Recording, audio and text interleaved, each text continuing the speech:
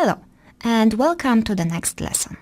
This video is the last step before final rendering, so let's set everything up so you can start rendering your image.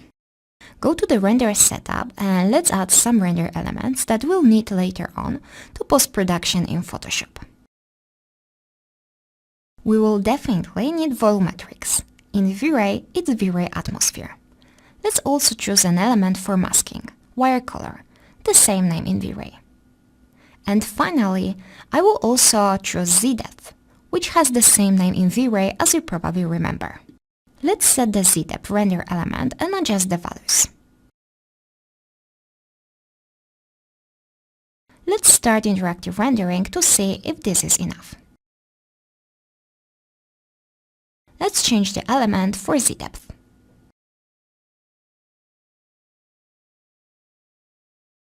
That's nice. We have a nice gradient on this element. I like it. Let's check the wire color as well. We need to know if we have different colors on different objects, so it's easy to select if we need something. Okay, it's good enough. We can select everything we need to. One more thing. We need to add light select to the last light we created, as I forgot to do it in the last lesson. Let's do it now.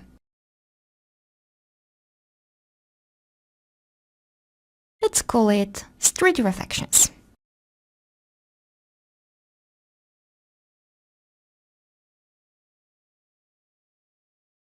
Okay, I think it will be good to have a separate mask for glass bricks, asphalt and puddles.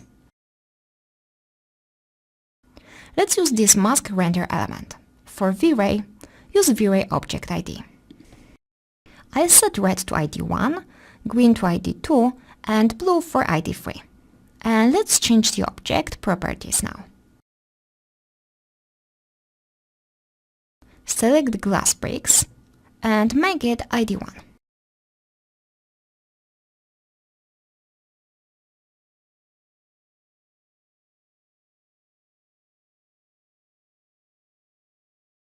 Let's do an asphalt ID 2.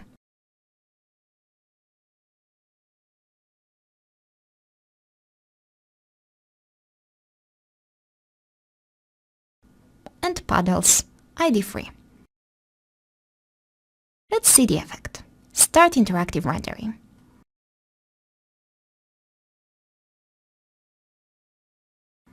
Let's check the correct element.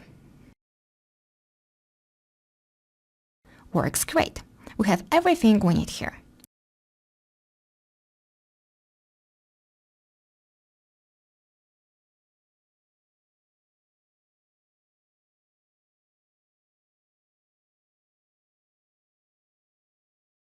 Let's check if the lights on the canopy work fine. Not really, it doesn't look nice. Let's fix it.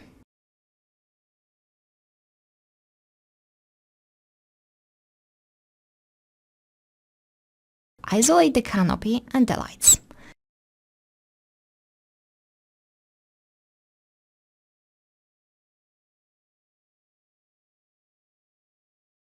And in the top view, create a cylinder.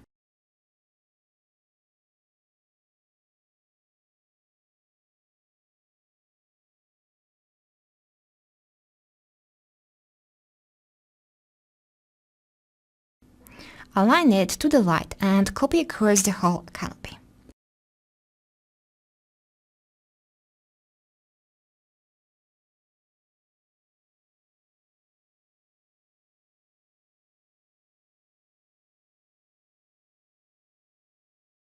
Attach all cylinders together to create one object.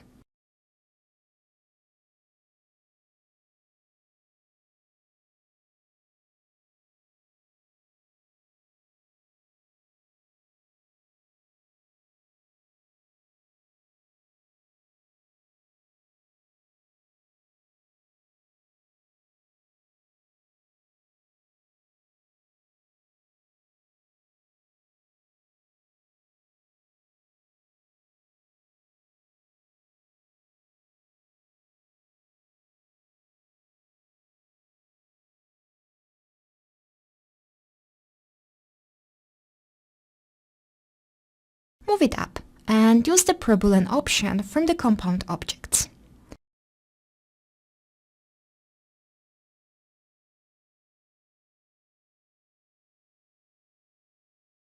Pick the object from cylinders. Okay, it doesn't work correctly now. Let's try the other option.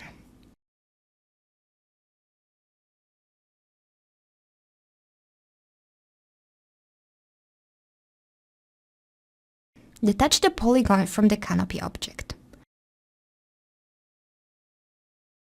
Add a shell modifier to have the thickness.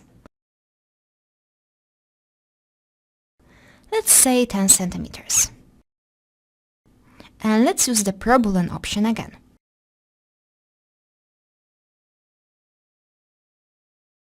Great, it worked. Don't forget about the UVW map modifier. Select all lights and move them up into holes.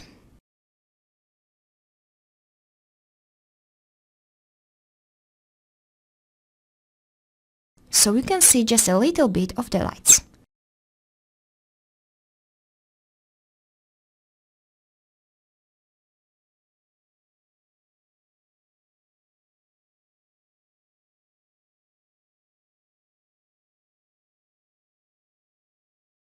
Let's render and see how it looks.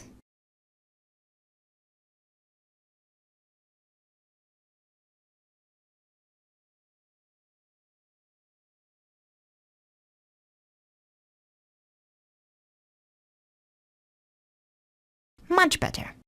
We can adjust the position by changing the Z value.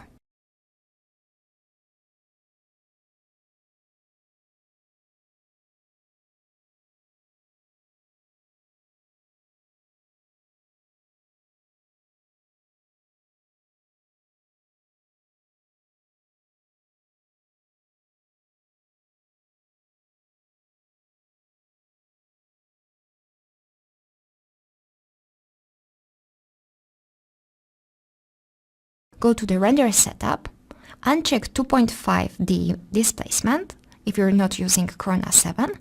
Additionally, add the V-Ray denoiser element in V-Ray. Set final render settings as in the introductory lessons, unhide all needed layers and start rendering. Please note that Lightmix unfortunately doesn't work with irradiance map in V-Ray, so we need to leave brute force as a primary light. After you finish, don't close the render in the frame buffer as we'll save some options from there as well. So we'll see each other in the next lesson.